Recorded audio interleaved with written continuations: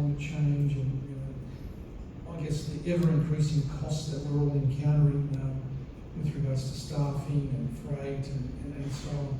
I guess that's, it's basically reshaping the global landscape.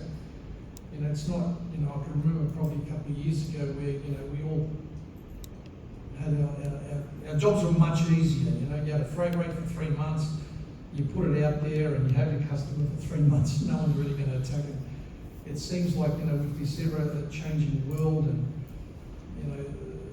governments putting all these, strict, compliances that we need to follow and so on, it's like we're juggling 1,000 things every day or every week, and you need a department to update rates to your customers every week because it's changing so much. So I think it's very important that, we all understand that, we need to follow all this, and I guess, technology is a very important part in the growth of our business. So we all need to be, on top of, our technology and our programs that we implement. I think that's something that, being 50-odd years of age, we started with, paperwork like this, and things got stamped up. Technology's changing all that. Is it really good or is it really bad? Time will tell, but I think it's important that, it's made our lives a little bit easier, but we all need to be on top of our technology because, the shipping lines and the airlines and all our customs departments are really driving that and pushing us to really, innovate in our supply chain to be able to compete with some of the bigger guys and so on. I don't want to take up too much of your time. I think that, we've had some very good presentations previously. I think there's, I think, we're all brought here together as professionals and we need to address and be proactive in innovation and approach, our supply chain models in a way where, our customers aren't forcing us to do things at a level that, I heard one of the previous people that were talking here that, they've got to take up costs and whatever. I think it's important that we need to stand our ground and make sure that our customers understand where we're coming from and what we're doing and the process involved to move their product and the costs associated. And I guess at the end of the day, there's a lot of variables and so on, but I think it's very important that we explain to them that, the supply chain there's multiple factors in the multiple costs and so on. I think there's a couple of fundamental themes to supply chain. I guess, there's strategic agility, I guess. We need to empower our managers to be able to understand global crisis and trade distributions. And I guess the next part is, cyber security risks. I mean, this is something that's, a couple of years ago, I had the dreaded blue screen. Has anyone had a blue screen? It's horrible. Thousands and thousands of dollars later, and hundreds of thousands of emails later, we were finally we were able to find them all and put them all back on my computer. So, this is something that, I know there's a lot of companies here, we're not big multinationals like Schenker or Kuehne+Nagel or Agility or whoever else they're called these days. It's very important that you do look at some of your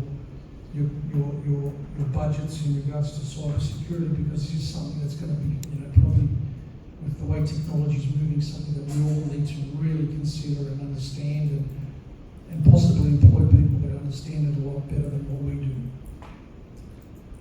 Sustainability and customer practices.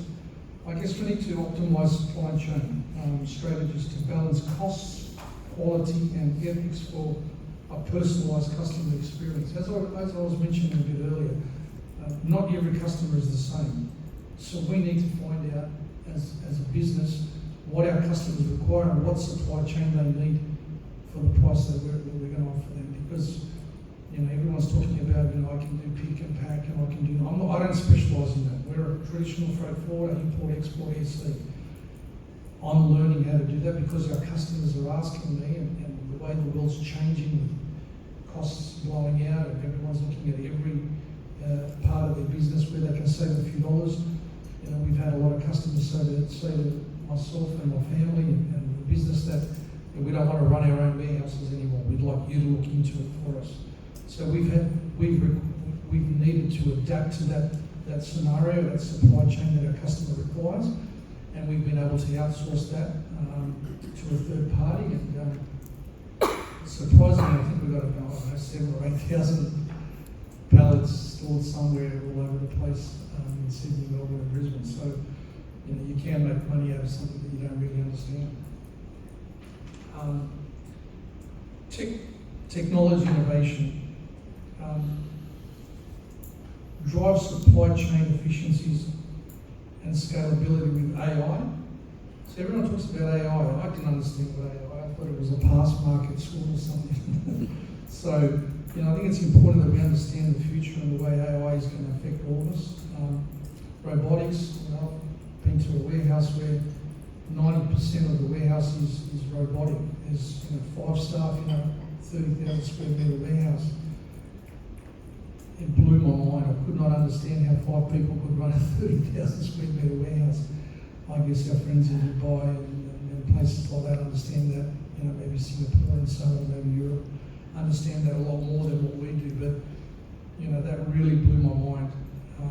And like I said earlier, digital platforms. It's very important that your IT programs and the software that you have in your business is really up to date and it's innovating and it's moving with the times all the time, because day in, day out, everything is becoming more electronic, everything is faster, quicker.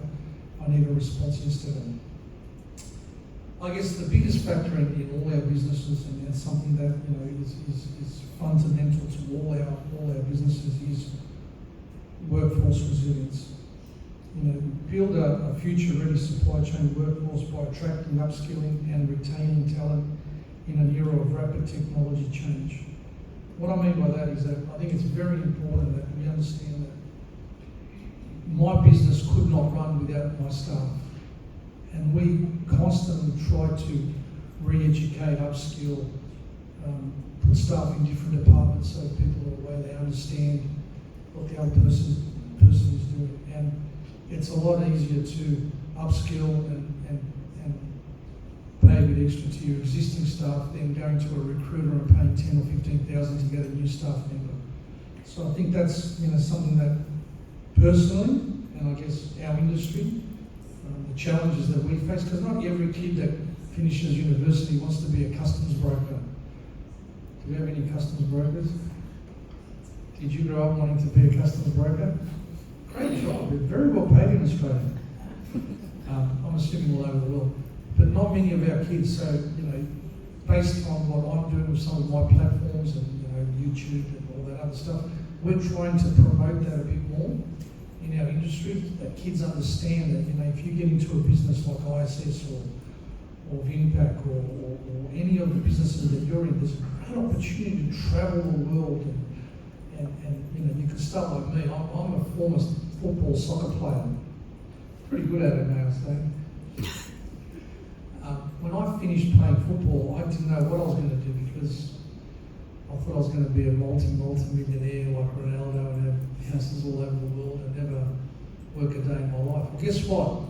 I was 27, married, I had a child, and I'm contemplating, do I still stay in Europe and play, or do I come back to Australia and start building my life? Well, the decision was made for me by my wife. So she said, you've got to get back and start a new life. Very important that we try to educate young kids and push young kids into our industry, because we're talking about brokerage. The average age in Australia for a broker is 59 years of age, isn't it? We in Australia retire at 67. So in the next decade, 60%, I think it's 60-odd% of our industry is going to not be working, maybe 50, because 10% will continue on. So we need to re-educate. So as I said, workforce resilience, very important. Upskill, train, appreciate what your staff do, and good luck in the future. Thank you very much for your time.